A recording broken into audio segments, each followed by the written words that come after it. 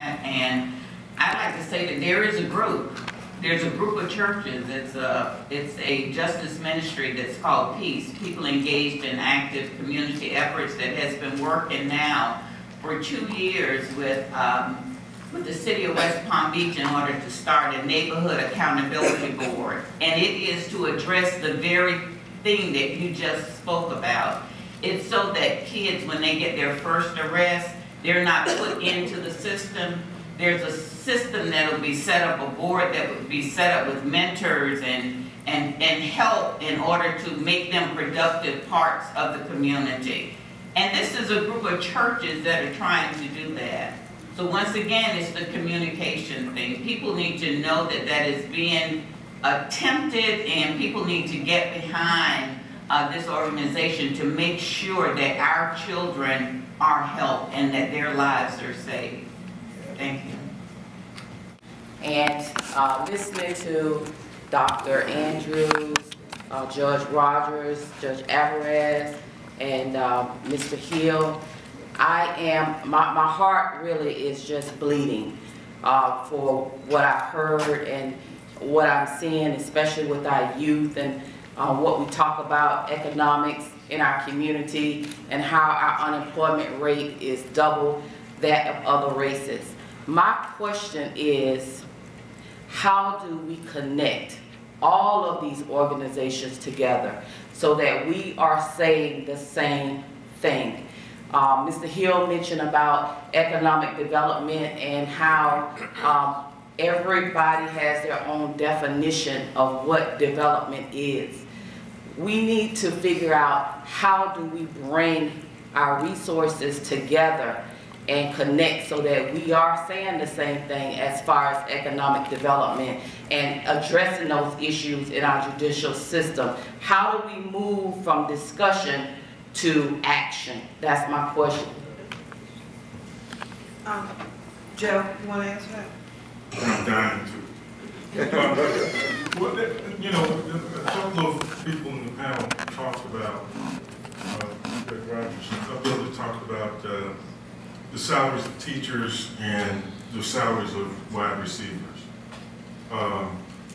Everything, and this is a bias I have, but everything seems to be tied to economics if you really pull back and look. You know, football players, Judge Rogers, when you talked about Syracuse and the other colleges, that was an economic decision. And I'm not saying that everything, the world revolves around economics, but it drives a lot. We act like there's a planet behind the moon where money comes and goes. So there's more money coming to the earth and then it's going away. So when money changes hands and people lose it, it's like it went away. As opposed to saying, all we're talking about is increasing the velocity of money. How many dollars move from one hand to the next needs to increase. There's not an increase of money, and I guess what I'm saying is there are a couple of things. One is money doesn't move from one hand to the other, but there's a lack of trust that keeps people from really talking about how we can move forward. And then there's sort of a denial that says that people aren't making decisions really for economic reasons. And I think we need to look at that and say, yeah, the difference between a teacher and a football player has a lot to do with economics, so we need to find a way to change the economics so that we're benefiting more from an education and other things. And so again, I have a bias on that, but I think we need to really think about the economic impact and the fact that people don't trust each other, because if you're happy, you have what you need. When people start talking about economic development, the first thing people think about is, what do I have to give up? And I don't think you're talking about anybody having to give things up. I think what we're talking about is raising everybody up. So. I'm from Alabama originally, and I can't claim to be a hater of peoples of any type. And I think communication is key, but I would like to ask what would be the forum that would be broad-based enough to include enough people to make a difference, because many people are not closely associated with churches. Thank you. An affiliation of churches that come together. But it doesn't have to be that. It doesn't have to be churches. It just needs to be a group of people that want to come together and make a change in this world. And it's just meeting and building. But see, what I think that, what I have observed is that there are groups, but everybody wants to be head of a group. So we have like this group, and we have that group, and we have another group. But see, all of those groups, they need to come together into a large group, because the large group, which would be large numbers of people, is the way that change can happen. So we really kind of have to, I have to go back to the spiritual part of this. You know, we have to kind of stop being so self-centered and work for the good of all. So that's it. It's when people stop being so prideful and really take their eyes off of themselves and put their eyes on our children, or the problems that are going on in this world, and be very, very serious about making change. Marsha, you wanted to respond to that? Well, I just wanted to respond back to the question earlier about the communications and how we can all come together.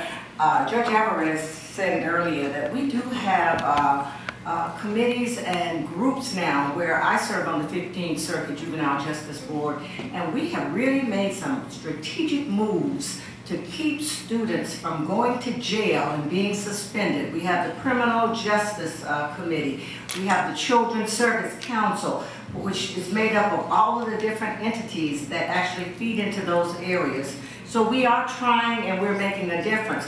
But I want to go back to our little bitty children, the families again. Life is different. I grew right up here in West Palm Beach on Cameron Avenue, and life was different. I could walk to church, and you knew everybody, and the church was packed, because that's what I had when I came up. But you've got babies being born now, and they don't get child care services, and they're not getting the same footing as some of the other children, so they're getting left behind. We've got to figure out a way to get the legislature at the state level as well as the federal level to pump money into resources for the little ones, 1, 2 years old, 3 years old. Get them ready so when they start school, they're not going to be behind. We've got to deal with what we have right now that's going on, trying to save all of our children. But until we take a serious look at what we're doing with families and the babies that are being born now to help those families get those children the education that they need so they can have equal footing. Judge Rogers. Yeah, I just wanted to say, agree with her. I started the mental health program at one time in Palm Beach County. We just put all people who were alcoholics in jail. Every Monday morning, policemen came down Rosemary, sweep them up and put them in jail. And the problem with these troubled children and children who suffer from mental deficiencies, we're ashamed of it in society. Even the families don't want to talk to them. So we don't help them because there's no support group. Nobody's fighting for appropriations in the legislature to do something to help these people. We just put them in the background, and that's what we really need. And I hope that now that the gun group is trying to marry mental health problems with the guns so that they can point their finger somewhere else, I expect that there will be some monies available for mental health programs. And I was on a mental health committee once, and they were asking, well, where are we going to get some money from? I said, well, the best way to get money from the government for the mental health group is to put the mental health group under the Department of Transportation. That's where all the money is. My comment. Judge Rogers, I agree with you that mental health is an issue. About 7 years ago, we had 3,400 inmates in our county jail. Today, we have about 2,400. However, with that reduction, our treatment of inmates for mental health illness has risen about 40, 45, 50%. We treat 400 to 600 inmates a day for mental health illness. We had to hire an additional psychiatrist. We have 2 psychiatrists, 2 psychologists, social workers, nurse practitioners that specialize in mental health. Back in the 70s, they closed down state hospitals. They said, oh, we're going to take care of them in the community. Well, sure they did the first year. And every year since, they have reduced the funding to those programs. Right up till last year in Tallahassee, when they tried to take away the funding for psychotropic medication for those who were extremely mentally ill. The folks that we're seeing out there that have lost touch with the reality and are committing violent crime. That's the sad part. That's the sad part. But I also agree that what we look at here is a breakdown of the family unit. I was an adopted child at 9 months of age. I was adopted by a farm family on the state line of Illinois and Wisconsin. And I developed a drug problem. Yes, I have. My parents drugged me to church. My parents drugged me to school. And when he got a bad report from me, my dad drugged me to the woodshed.